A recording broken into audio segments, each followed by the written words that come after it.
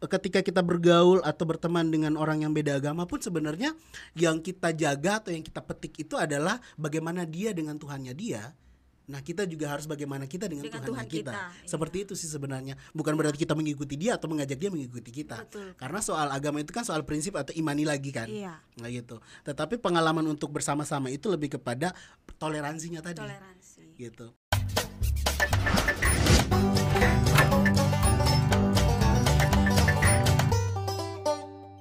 Halo orang muda. Salam jumpa lagi di Kompak YouTube channel di episode Balu ya. Iya, episode Balu. hari ini ada kita berdua. Asik. Terus itu yang pertama ada kita berdua. Terus yang keduanya adalah studionya baru. Iya, ini studio baru dari Kompak dan kita pertama yang menggunakannya. Asik. Jadi kalau misalnya studionya baru nih Yulan, itu menandakan bahwa si pemiliknya sudah mulai ke arah sejahtera. Baca. Dunianya semakin bahagia dan dia bisa menghadirkan sebuah studio yang bagus untuk Kompak ini. Ya, dan itu. akhirnya kita yang menikmatinya untuk yang pertama kalinya. Oke, Iya. baik. Orang muda semuanya dimanapun berada. Nah, kita berdua ini juga salah satu dari relawan peacemaker atau orang muda lintas agama di Kompak sini kan ya. Dan pertama kali ketemunya itu waktu kalau tidak salah beberapa tahun lalu. Iya, kira-kira tahun 2018, itu ya? di markas. Di markas. Waktu itu Oh masih iya. di Bobo ya. Iya. Iya. Tempat nongkrong kita itu namanya markas, teman-teman. Namanya markas. Kesan pertama Ih. first impression ya bahasa kerennya. Iya, Kesan pertama dulu dong waktu ketemu awal-awal sama saya dan nanti juga saya akan memberikan kesan pertama ketika pertama kali bertemu dengan adik Yulan. Iya, Kak Ruslan.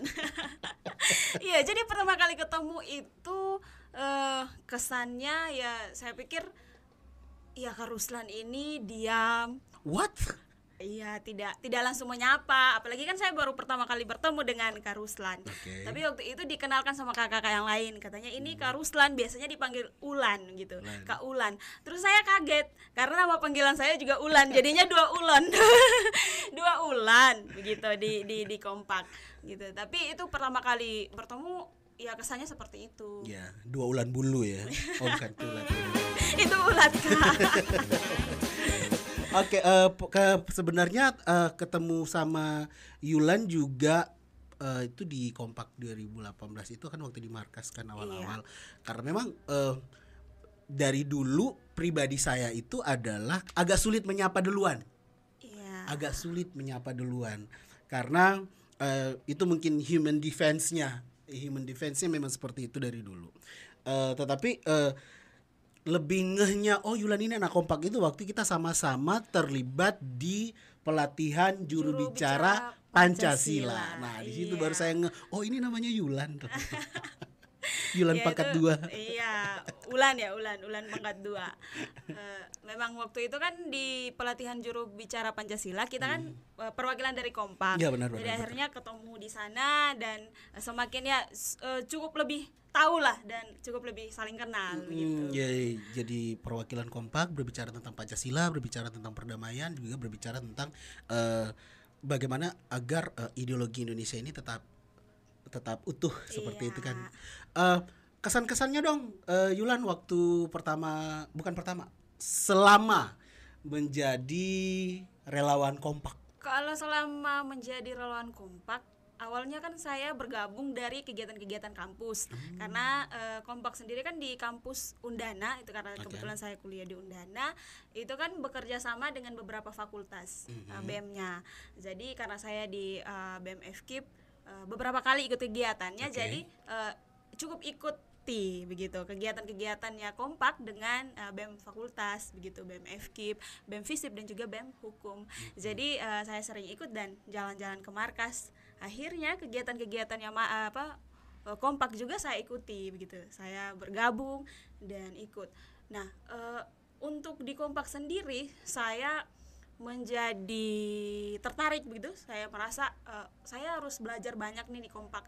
Saya harus bergaul nih dengan orang-orang muda di Kompak begitu karena berarti saya muda.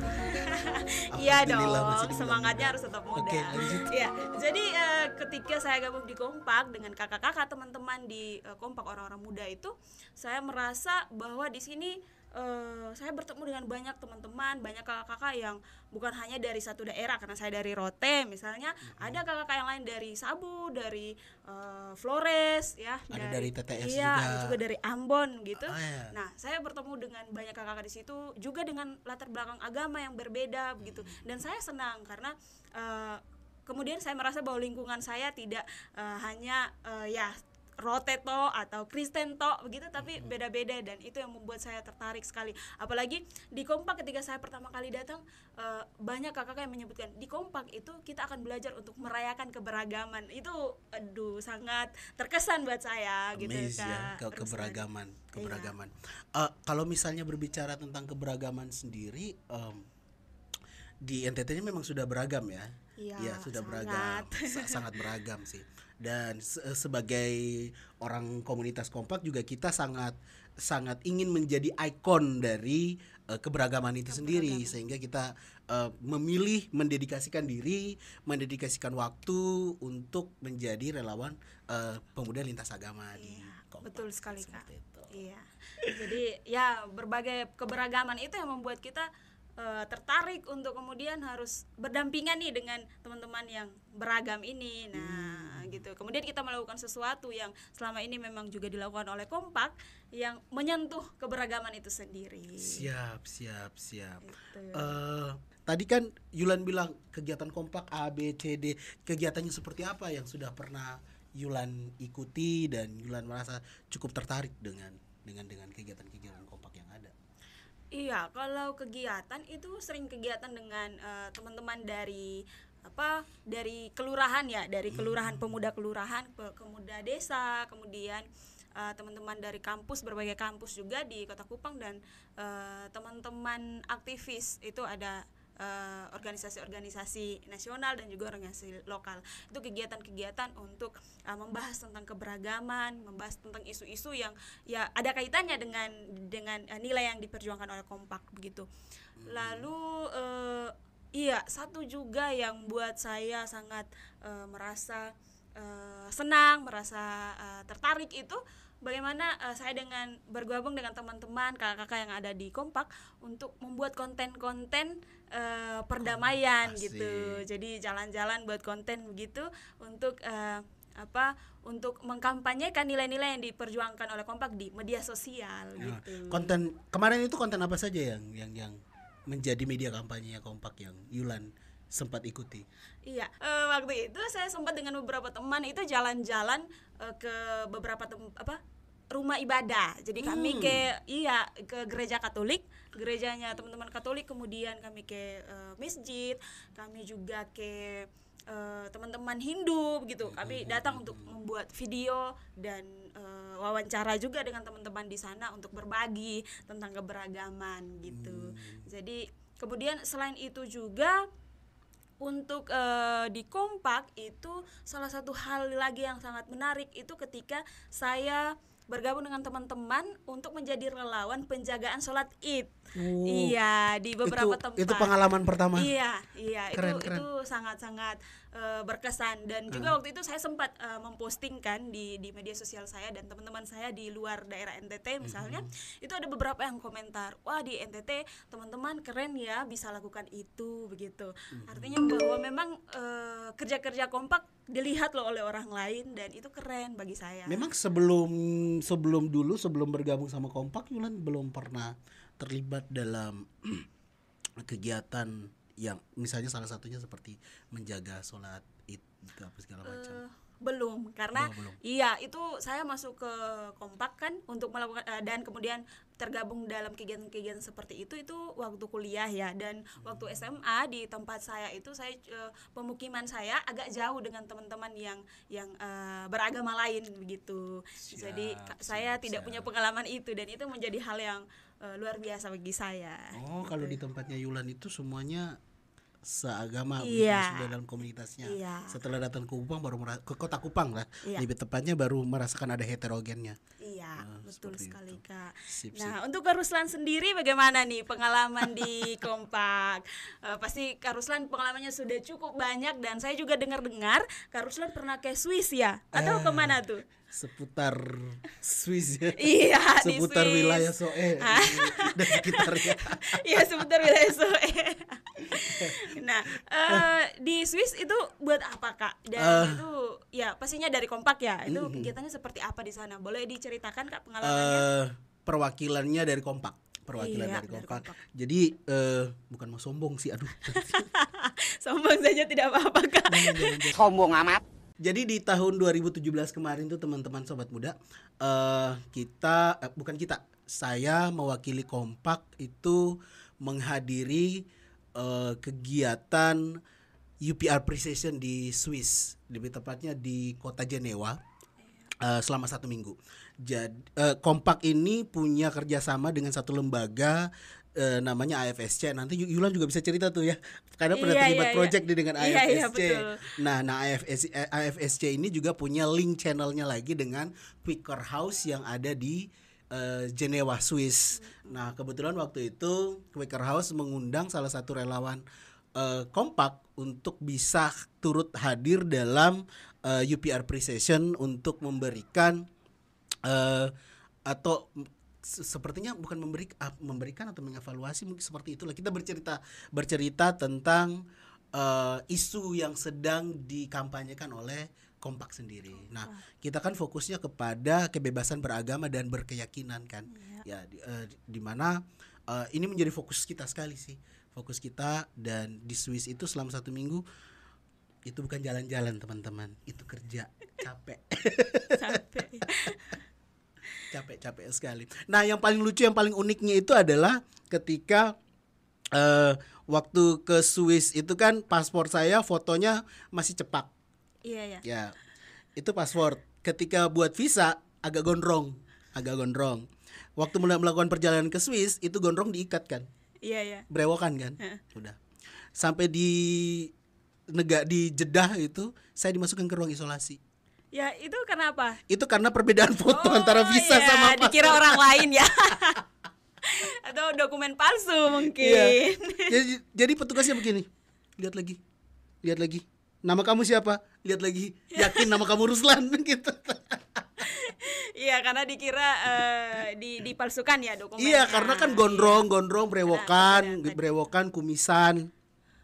Terus visa sama foto di pasportnya beda, foto di visanya juga beda.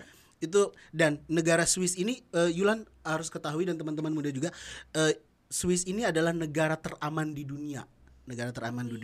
Dan orang-orang yang mau masuk ke sana itu sangat bukan diseleksi, lebih kepada cukup ketat. Iya. Cukup ketat. Makanya ketika mereka melihat foto di paspor sama visa agak beda, itu menjadi pertanyaan buat mereka.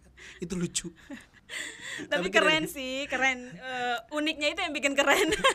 Tidak dideportasi, disuruh berangkat besoknya ke Swiss. Iya. Ya. Selain itu ada lagi cerita yang lain yang keren selama 1 minggu di sana gitu. Kerennya itu di Swiss kita lebih banyak berdiskusi. Jadi dari hari pertama sampai hari sebelum saya pulang pun itu kita masih berdiskusi, meeting rapat dengan beberapa diplomat, dengan juga beberapa delegasi dari Indonesia. Kita kan ada 10 kalau tidak salah waktu itu, tetapi kita isunya beda-beda. Nah, kebetulan kita sempat diskusi itu untuk bagaimana bisa menyampaikan aspirasi perjuangan Kompak di NTT, lebih khususnya terkait kebebasan beragama dan berkeyakinan tadi.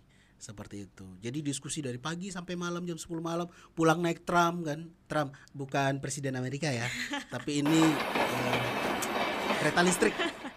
Kendaraannya ya, bukan Kereta listrik, presiden. pulang naik tram jam 10 malam gitu. Besoknya begitu lagi, berulang-ulang. Berat ya Kak. Berat, tugas negara yang diemban. Jadi kadang orang berpikir, Kak Ulan enak ke Swiss jalan-jalan. What? Yang jalan-jalan siapa? Saya Datang untuk kerja.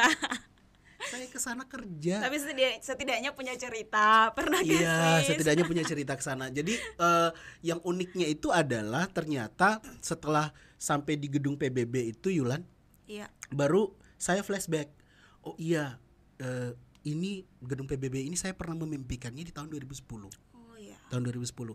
Jadi di tahun 2010 itu kita pernah buat satu kegiatan waktu itu sama Lembaga CIS Timor. Iya. Kita punya kegiatan yang namanya visioning. Itu adalah menemukan mimpi-mimpi. Bagaimana kamu menemukan mimpimu? Ya, menemukan mimpimu, membangun mimpimu. Makanya saya cukup percaya bukan cukup percaya, saya mendukung dengan slogannya Agnes Mo yang Dream, Believe, and Make It Happen. Dream, Believe, and Make It Happen. Karena itu sudah terjadi ke saya. Sudah sangat terjadi. 2010 itu ketika tugasnya itu adalah, jadi dikasih nih, ini ada majalah, ada koran, silakan digunting kamu mau mimpi apa, gambar. Terus di bawahnya dituliskan mimpi kamu. Jadi sudah satu, pas buka majalah ini ada bendera beberapa negara, bendera anggota PBB kan berderet. Saya gunting. Saya tempel di satu kertas sebagai papan visi. Di bawahnya saya tulis, suatu saat saya akan menginjak dimanapun kamu berada. Nah waktu itu saya tidak tahu kalau dia di Swiss. Keren. Tidak tahu. Memang di situ aja bendera, terus ada United States-nya kan? United Nation.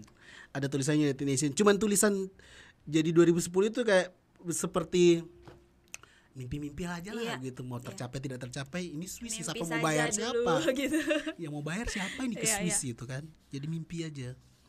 Tulislah, satu saat saya akan menginjak kamu dimanapun kamu berada. Setelah itu tempel ke papan. Jadi banyak juga sih, ada tempel motor, handphone, rumah. Yang tidak ditempel itu adalah calon istri. What?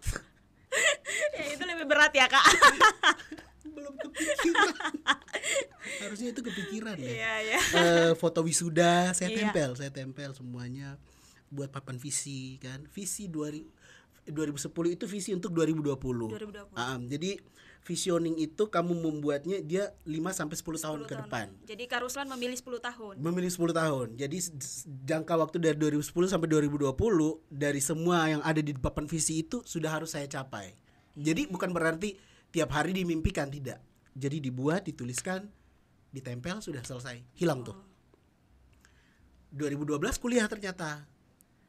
Kuliah kan akhirnya tidak kepikiran 2012 lanjut kuliah nih ternyata gitu. Wisudanya 2017.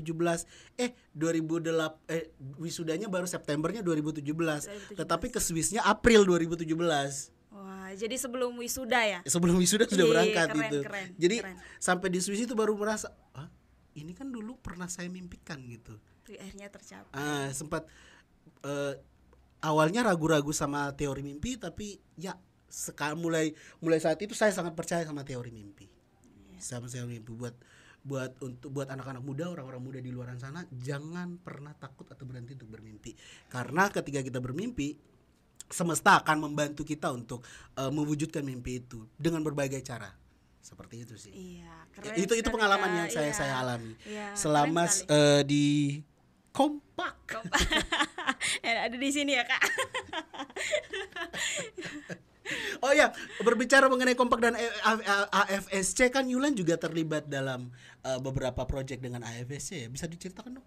Iya, jadi ya teman-teman orang muda dan juga Kak Ruslan, saya tahun 2020 kemarin, baru bulan Maret itu saya terlibat dalam program magang. Jadi saya dari Kompak, rekomendasi dari Kompak untuk ikut magang di AFSC Indonesia. Gitu. Jadi saya dengan teman-teman, salah satu teman juga dari Kompak, kami berdua dengan teman-teman dari Aceh, dari wilayah Aceh dan juga wilayah Jogja. Jadi kami ada 6 orang. Gitu. Jadi kami menjalani magang itu dari bulan Maret sampai bulan September tahun lalu. Menariknya adalah magang ini dilakukan secara online. Jadi bagaimana ceritanya? online jadi gitu doang. Awalnya itu bingung, Kak, ini buat apa begitu. Tapi ya waktu diskusi dengan supervisor kami begitu. Itu kemudian disepakati bahwa kegiatan-kegiatan yang kami lakukan pun harus semuanya secara online, secara virtual begitu. Jadi saya ingat itu yang rutin kami lakukan itu adalah analisis media sosial mitra. Jadi mitranya AFSC di Indonesia itu kami analisis media sosial mereka. Oke. Iya, dengan teman-teman yang lain kami berenam. Jadi kami membagi per wilayah. Jadi misalnya saya dengan teman yang dari Kompak wilayah Nusa Tenggara Timur, kemudian teman-teman yang dari wilayah Aceh di Aceh, dan teman-teman yang dari Jogja itu untuk wilayah Jogja dan Jakarta. Keren. Iya. Tapi kalau misalnya yang selama saya bergabung di Kompak, yang saya dengar sudah beberapa selain program magang dari AFSC juga beberapa teman-teman yang pernah jadi relawan Kompak itu dikasih kesempatan untuk mengikuti pelatihan di luar negeri juga. Oh Iya, iya. di luar negeri. Ada kemarin yang ke Polandia, kalau tidak salah ke Polandia. Seminggu apa 2 minggu. Terus ada juga yang ke Barcelona. Keren dong. Barcelona itu 4 sampai 1 minggu kalau tidak salah. Barcelona lagi heboh. Saya dengar langsung ingat saja gitu. Oke, lanjut Kak, kita lagi bahas Kompak dan AFSC ini. Ke Barcelona, terus ada lagi tuh kemarin yang kemana ya yang terakhir tuh? Saya lupa deh, pokoknya ke wilayah Afrika. Iya. Ke wilayah Afrika. Di wilayah luar Indonesia ya. Di Afrika. Di Afrika. Tapi ngomong-ngomong sobat muda semuanya, kita tetap di masa situasi Covid ini kita tetap menjalankan prokes ya. Iya. Saya sudah vaksin 2 kali. Saya juga Kak, bukannya Kakak. Bahkan sudah ada sertifikat, saya juga sudah kali. cetak kartunya, sombong dikit. Iya. Sudah ada cetak kartunya. Tetapi meskipun sudah divaksin, sobat muda, kalau kemana-mana tetap prokes, tetap jalan ya. Iya, betul. Memakai masker itu penting sekali, cuci tangan apalagi. Iya, jaga jarak. Jaga jarak juga, Iya. hindari kerumunan. Bahkan sekarang saya lagi hobi di rumah saja. Iya. Ngapain aja Kak? Rebahan. Saya pikir bermimpi lagi yang lebih banyak. Jangan lupa istri ya Kak. Dibahas, itu terlalu sensitif. Jadi iya, jadi akhir-akhir ini saya lebih banyak di rumah saja. Iya. Diajak jalan tuh mikir-mikir, udah nanti aja dulu, penting apa Iya. gak pentingnya. Karena memang situasi ini juga bukan membuat kita untuk tidak berkreatif, bukan, tetapi menjaga kesehatan kita dengan menjaga kesehatan orang lain itu kan sama pentingnya kan. Iya, Seperti sangat itu. penting. Jadi untuk hal yang tidak terlalu penting ya Iya, apalagi tidak usah. Iya, apalagi seperti saya Kak, saya ya kata ya orang muda kan imunnya setidaknya lebih baik ya. iya, benar, Tapi saya benar, di rumah kan ada orang tua, jadi saya juga takut kalau keluar rumah pulang kemudian ada orang tua di rumah Iya. terpapar kan, ya kasihan begitu. juga ya. Iya. Seperti itu. Jadi memang sebegitu. teman-teman orang muda juga harus tetap jaga protokol kesehatan dan Siap. keluar rumah kalau memang sangat penting. Kalau ya tidak penting ya jangan dulu nanti. Gitu, Ingat nanti 5M baru- ya, bukan Iya. M2M. Kalau M2M tuh penyanyi Amerika yang udah bubar. Aduh, ih, Kak Seperti Ruslan bicara soal penyanyi, suaranya Kak Ruslan juga bagus loh. Tapi lebih bagus tidak bernyanyi sebenarnya. Maksud saya dikritik. tadi bernyanyi di kamar mandi. What? Iya. Berbagi lagi pengalaman nih terkait dengan lintas agama, terkait dengan Kompak juga. Saya Muslim ya teman-teman, saya seorang Muslim. Tapi dulu waktu 2004 atau 2005 atau 2006, saya sudah lupa tahun-tahun itu, saya pernah menjadi salah satu anggota paduan suara di salah satu gereja. Ikut-ikutan. Jadi, jadi paduan suara gereja ya. Jadi Ih, keren. sebenarnya waktu dulu kan saya agak insecure sama suara saya sendiri. Iya. Karena setiap kali kalau misalnya di SMA les kesenian tuh saya selalu menghindar untuk yang namanya mata pelajaran kesenian yang baca not. Kesenian. Oh. Baca not atau menyanyi. Insecure, suara saya tidak bagus. Yang pertama Iya. tidak tahu baca not juga. Iya. Jadi ketika masuk di grup paduan suara itu, positifnya adalah saya bisa baca not. Keren. Gitu. Oh, ternyata baca not tuh cuma begini doang. Tapi waktu itu pakai lagu Kidung Jemaat kan. Nah, Iya, kalau iya. lagu-lagu Kidung Sudah Jemaat itu ada kan ya panduan ada not-notnya notnya, kan. ya. Terus dipandu sama teman salah satu pendeta. Oh, kalau ini bacanya kayak gini, bacanya kayak gini, bacanya kayak gini. Akhirnya mulai dari situ nilai positif yang saya ambil adalah ternyata saya bisa baca not dan saya bisa bernyanyi. Berawal dari situ. Iya. Berawal dari tatap. Yang ini not Kak, bukan tata. Ngaco. Iya. Tapi keren ya. Berarti Kak Ruslan walaupun Islam tapi kemudian jadi anggota paduan suara di gereja, dan itu tidak membawa ke Ruslan kemudian imannya itu goyah gitu, tidak, tetapi justru tambah teguh ya. Iya, jadi saya dulu pernah bilang ke saya, kalau misalnya berteman sama orang, kalau dia sangat mengimani atau sangat patuh sama agamanya, itu saya terpancing untuk patuh sama agama saya juga, begitu loh.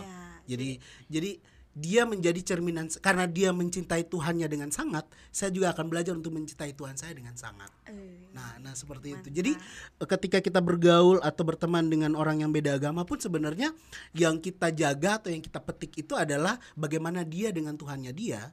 Nah kita juga harus bagaimana kita dengan Tuhan kita. Seperti itu sih sebenarnya. Bukan berarti kita mengikuti dia atau mengajak dia mengikuti kita. Betul. Karena soal agama itu kan soal prinsip atau imani lagi kan. Nah gitu. Tetapi pengalaman untuk bersama-sama itu lebih kepada toleransinya tadi. Gitu. Di kelas saya itu ada beberapa teman yang Islam. Karena maksud saya kebanyakan kami kan Kristen ya. Terus beberapa teman Islam, dan waktu bulan puasa itu kami sudah tentukan hari-hari tertentu untuk teman-teman kami yang Islam ini buka puasanya dengan kami. Jadi kami tunggu di kampus sampai jam buka puasa di dalam kelas, kemudian berdoa dan buka puasa sama-sama, dan itu membangun kebersamaan kami, membuat kami menjadi lebih dekat gitu. Saya cuma bertanya. Memang sih kalau misalnya situasi 17 Agustus situasi Covid dan tidak situasi Covid itu cukup beda ya. Dimana kalau sebelum Covid menjelang 1 Agustus saja itu pertandingan sudah ngeri. Ibarat kata orang Kupang sudah sadis ya. Segala sudut itu pasti ada pertandingan A, pertandingan B, pertandingan C. Kalau sekarang tuh lebih hening. Mungkin 5M-nya tadi. Iya, tapi memang itu penting 5M-nya. Kita bertanding di rumah saja. Siapa yang juara 1 paling betah di rumah? Saya juara 1. Agustus itu sudah bulan Agustus ya. Dan Indonesia sudah berulang tahun yang ke-76. Merdeka. Dan semoga juga kita bisa merdeka dari Covid. Kita masih berjuang nih melawan Covid ya. Amin. Itu paling penting sih, kita merdeka dari Covid. Untuk saat ini nih paling penting, seluruh penjuru, segala aspek itu kita sedang melawan yang namanya Covid ini. Itu jadi musuh utamanya kita sekarang. Nah, mungkin yang mau saya bagi di sini adalah orang muda jangan pernah berhenti untuk bermimpi. Mimpikan saja apapun yang kamu impikan. Mau semustahil mungkin mimpikan saja dulu gitu. Karena ketika kita berani bermimpi, semesta itu akan bekerja. Tuhan akan mengirimkan orang-orang yang terbaik, akan menemui kamu di setiap situasi yang tanpa kita sadari itu ada gitu. Tiba-tiba kamu ketemu si A, tiba-tiba kamu ketemu si B. Nah, sebuah pertemuan itu bukan kesengajaan, itu sudah diatur pertemuannya. Saya ketemu Yulan juga itu diatur. Itu semuanya diatur. Nah, ketika kita bermimpi yang besar, kita bermimpi yang banyak, semesta akan bekerja. Tidak dalam waktu singkat, tidak juga dalam waktu cepat, tidak juga dalam waktu yang lambat. Tetapi selama kamu masih hidup, insya Allah mimpi kamu itu pasti akan indah pada waktunya ya. Pasti akan ada begitu. Karena sudah saya mengalaminya itu benar. Terus yang kedua adalah banyak bertanya. Kalau tidak tahu banyak bertanya. Banyak bertanya itu menjadi salah satu yang agar kita tidak tersesat sih. Tapi kalau terlalu banyak bertanya juga malu-maluin. banyak bertanya untuk hal yang kita tidak tahu, jangan pernah malu untuk bertanya.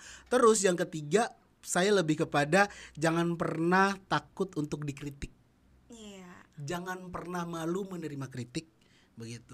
Dikritik itu bagus sekali, begitu. Dalam artian secara pribadi kita kan kita tidak bisa menilai diri kita, kekurangan kita. Kadang kita ingin bahkan menyombongkan diri, kelebihan saya ini tanpa kita tanpa kita menghitungkan lagi kekurangan kita ini. Nah, orang lain itu bisa melihat kamu kurangnya di sini, kamu kurang di sini. Sebagai orang yang bijak, terima kritikan itu untuk memperbaiki diri. Menurut saya itu sih untuk orang muda menjadi lebih baik. Keren. Kalau Yulan sendiri, terima apa yang mau dibagi? Jadi itu bukan hanya untuk orang muda. Oh, buat Yulan juga. Saya juga.